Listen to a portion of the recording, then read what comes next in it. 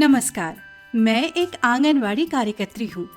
आप सब जानते हैं कि मैं अपने क्षेत्र की गर्भवती महिलाओं, धात्री माताओं और शिशुओं के स्वास्थ्य, पोषण एवं शिक्षा को बेहतर बनाने हेतु सतत रूप से कार्य करती हूँ और मेरे इन कार्यों के एवज में सरकार द्वारा मुझे मानदेय और प्रोत्साहन धनराशि यानी PLI का भुगतान किया जाता है।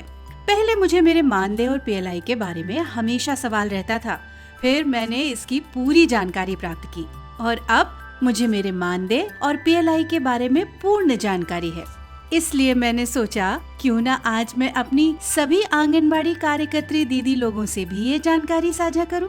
तो चलिए मैं बताती हूं कि हर माह हमें हमारे कार्यों के एवज में कौन कौन सी धनराशि मिलती है।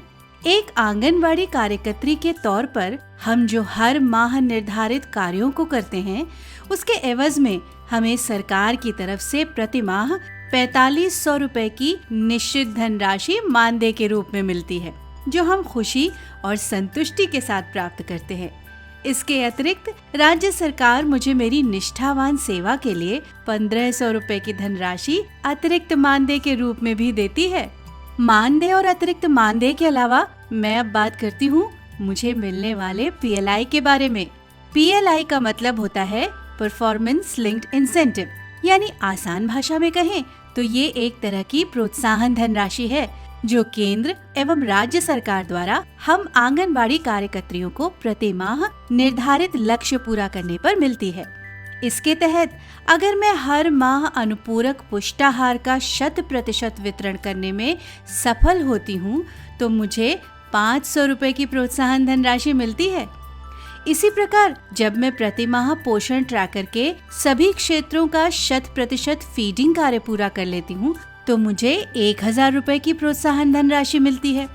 इसके अलावा अगर मैं प्रति माह पोषण ट्रैकर पर 80% तक मेजरिंग एफिशिएंसी और 60% तक गृह भ्रमण का कार्य पूरा कर लेती हूँ तो मुझे 500 रुपए की प्रोत्साहन धनराशि मिलती है।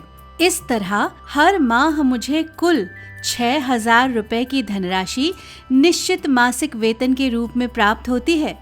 इसके अलावा प्रोत्साहन धनराशि के कुल 2000 रुपयों का भुगतान हमारे द्वारा किए गए काम पर निर्भर करता है। विभाग द्वारा निश्चित मानदेय का भुगतान हर माह और प्रोत्साहन धनराशि का भुगतान हर माह निर्धारित लक्ष्य पूरा करने पर किया जाता है। उम्मीद है आप सबको भी हर माह मिलने वाले मानदेय और प्रोत्साहन राशि के बारे में पूरी जानकारी हो गई होगी। यदि आपको इस संबंध में अन्य जानकारी चाहिए तो आप अपने जिले के DPO या CDPO से संपर्क कर सकती हैं।